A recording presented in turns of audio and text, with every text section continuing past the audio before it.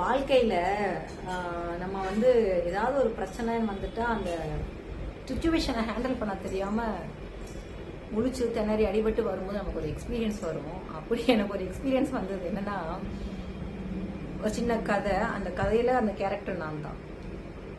இங்க தொட்டா வலிக்குது, இங்க தொட்டா வலிக்குது, இங்க தொட்டா வலிக்குது, இங்க தொட்டா வலிக்குது, எங்க தொட்டாலும் வலிக்குதுன்னு சொல்லி டாக்டர்கிட்ட போய் ஊர்ல இருக்கிற பெஸ்ட் ஹாஸ்பிட்டலா தேடி அவங்க மண்டை ஃபுல்லா உடம்பு ஃபுல்லா டைக்னஸ் பண்றேன்னு சொல்லி அந்த மிஷின் கடைசியில பார்த்தா இந்த ஃபிங்கர்ல பிரச்சனைங்க.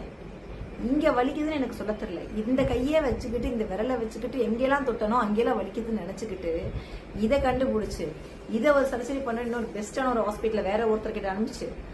இது என்னன்னா, நமக்கு பிரச்சனை எங்கன்னு நம்ம உட்காந்து அந்த அந்த பக்குவம் தான் நமக்கு வரல. இதுதான் பிரச்சனையா, இதுல நம்ம எப்படி வெளியில வரலாம் அப்படிங்கறத மட்டும் நம்ம கண்டுபிடிச்சோம்னு வைங்களேன், அக்கா மக்கா நம்மளோட ஒரு பெஸ்ட் குருஜி யாரும் இருக்க மாட்டாங்க. ஆக்சுவலி இந்த புது வருஷம் எனக்கு மே வந்து என்னோட புது வருஷம். இதுல நான் சென்ற எல்லா பயணங்கள்லயும் நான் கத்துக்கிட்ட ஒரே விஷயம், அனைத்திற்கும் நான் மட்டுமே காரணம்.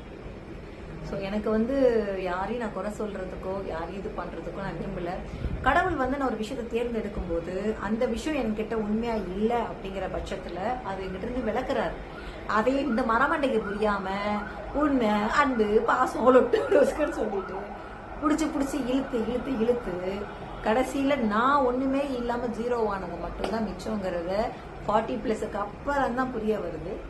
ஸோ கொஞ்சம் அமைதியா பொறுமையா ரிலாக்ஸா நல்லா இப்படி ஒரு டீப் ப்ரீத்தை எடுத்துக்கிட்டு நம்ம பிடிச்ச தெய்வத்தை வேண்டி போய் அப்படியே அமைதியா உட்கார்ந்தோம்னா கண்டிப்பா ஒரு சொல்யூஷன்ஸ் கிடைக்கும். All the best.